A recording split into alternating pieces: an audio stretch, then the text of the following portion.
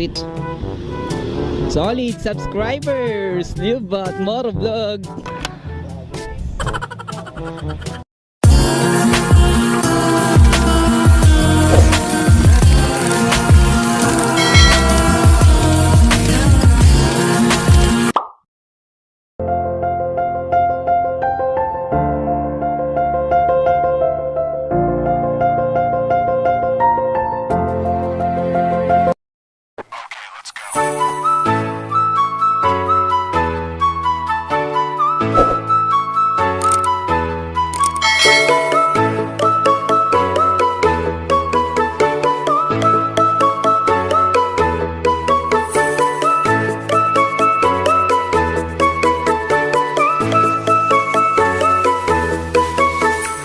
Yo, what is up guys? So welcome back again to my channel. So this is Live at Moro Vlog. And for today's vlog guys, i-review na natin yung ating nabiling mic sa ating GoPro Hero 4. At yung mic nga pala na to, nabili natin sa Shopee sa halagang 32 pesos lang, no? So kukwento ko lang guys kung bakit nga pala hindi ako nakapag-upload last week. Kasi nga yung nangyari sa akin dun sa biyahe. Oh no! Napakasaklap ng pangyayari na yon. Paano masabi? So nasa kalagitnaan ako ng pagbablog, which is yung vlog natin ngayon. Ito dapat yung i-upload natin last week. Kaso nga lang nagka-problema. So ngayon i-review natin yung BOYA mic natin, kasama yung nabili nating mic. So kung napanood nyo rin yung ating second video na pinahiram sa atin, yung GoPro Hero 4, which is yung gamit, yung same unit na gamit natin ngayon. Yung gamit natin sa second video natin, GoPro Hero 4 din yung gamit natin nun. Wala siyang kahit anong external mic. Kumbaga yung gamit natin nun yung built-in lang na mic niya. So ngayon nakakabit na yung ating BOYA mic connector and yung mic natin. Sana naririnig nyo ako, or kung naririnig nyo ako, sana naman maayos yung quality ng audio nya. Kasi yung napansin ko doon sa yung sa second video natin na wala siyang connector, malakas yung ano niya, yung pag-adapt niya ng wind noise. So kapag nagsasalita ka, kapag ma-wind noise yung daan, lalo na kapag tatakbo ka na ng 60 above, ang pangit na come up ng boses natin. Hindi maganda yung quality. So ngayon, testing natin dito sa daan na to kung maganda ba yung performance ng BOYA mic. So kung napanood nyo yung second video natin, di pa ganito kaganda yung ano nun, mic nun. A few minutes later. So i-review natin ngayon guys yung mic natin na wala siyang BOYA mic, and testing natin yung pagkakaiba nila. 24 hours later. So ang gamit natin ngayon ay yung GoPro Hero 4 na walang BOYA mic connector. Sana naririnig nyo ako. Kung maganda ba yung quality ng audio nya.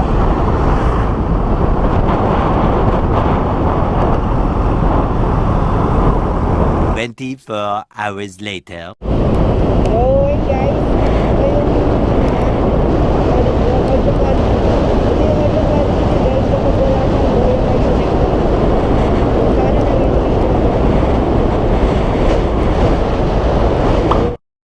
dito try natin takbong 80. So sana nalilesen yung ano niya, wind noise niya.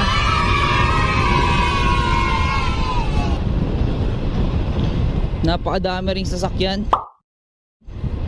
So yun nga pala, na-postpone nga yung ating pag-upload ng video. So napakadaming gustong mag-shoutout nun guys. So hindi ko na shoutout kasi nga hindi ko na alam yung gagawin ko nun. Kumbaga parang pagod na rin yung katawan ko nun, pagod na rin yung isip ko. Salita ako ng salita nun. Hindi ko na alam yung gagawin ko. Ipapump ko na lang sa screen kung sino-sino yung mga yun. Ayan. Ayan pa.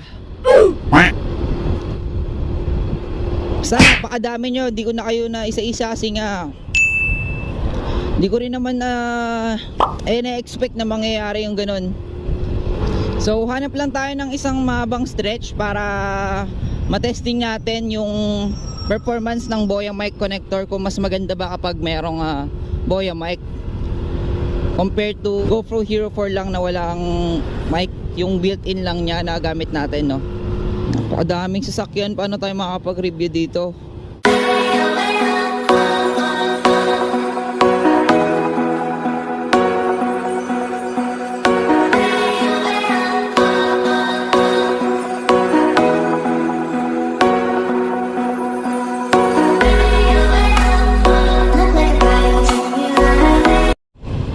Ang layo na nung narating ko.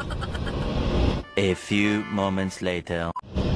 So ayun guys, mas pinili ko na lang bumalik kasi nga napakadaming sasakyan. Di rin natin marireview yung ating BOYA mic connector.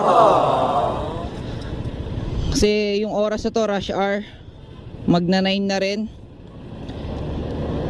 So sobrang ang biglaan, wala pa akong kain.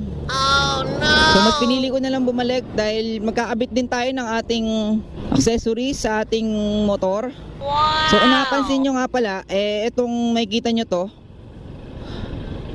dati ko siyang phone holder na ginawa ko ng bracket. Ayan.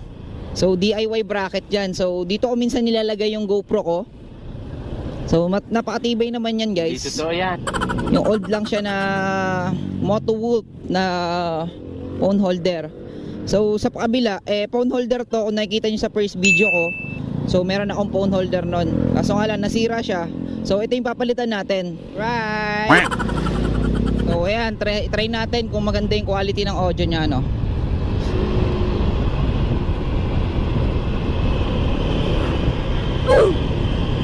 Wait. Ginagawa mo.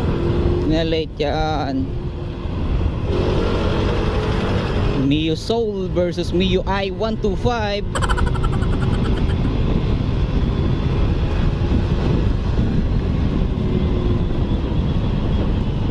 So, naka-signal light kasi ito kaya uminto ko Wala nga naman yung signal light mo.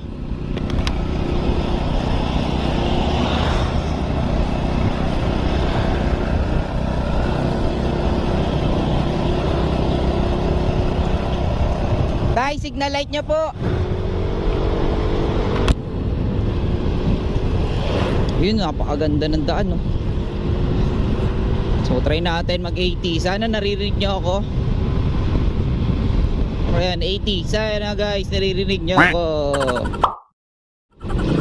So puntahan natin si Paps para magkabit tayo ng ating phone holder. Isa ring solid na supporters yun. Isang solid na subscribers natin. So sana maabutan natin siya kasi nag-deliver siya. Wala siyang phone holder kaya bibigay natin sa kanya yung yung isa kasi dalawa in order ko Saan kaya yung motor niya? Chat muna natin siya. A few minutes later. So ayun, nasa Kalimbas daw siya mga kapaniki, no? So sakto, magpipick up siya ng deliver. So sabay na kami magkakabit ng phone holder kasi nga magdi-deliver siya, wala siyang phone holder. So bibigay natin sa kanya isa. Tara, punta natin siya. Let's go. Kalimbas, malapit lang dito yon.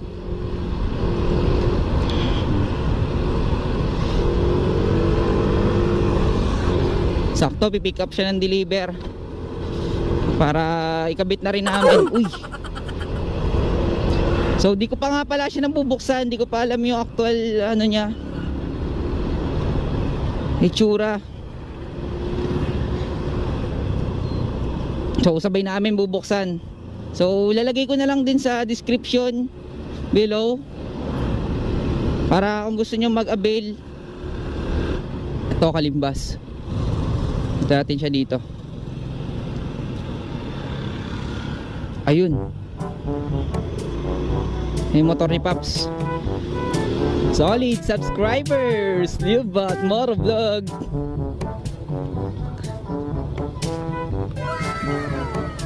So wait siya, pick up ng deliver. Sama ako dyan, syempre.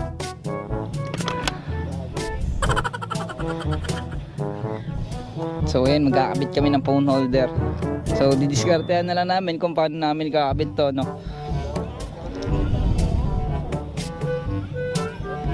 So deliver po muna natin yan.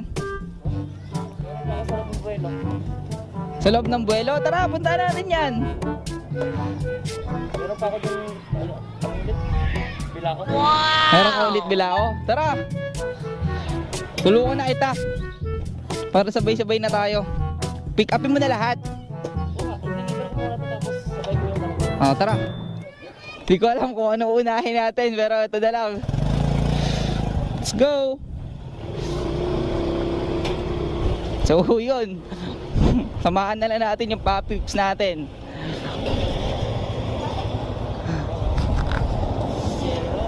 Let's get it on.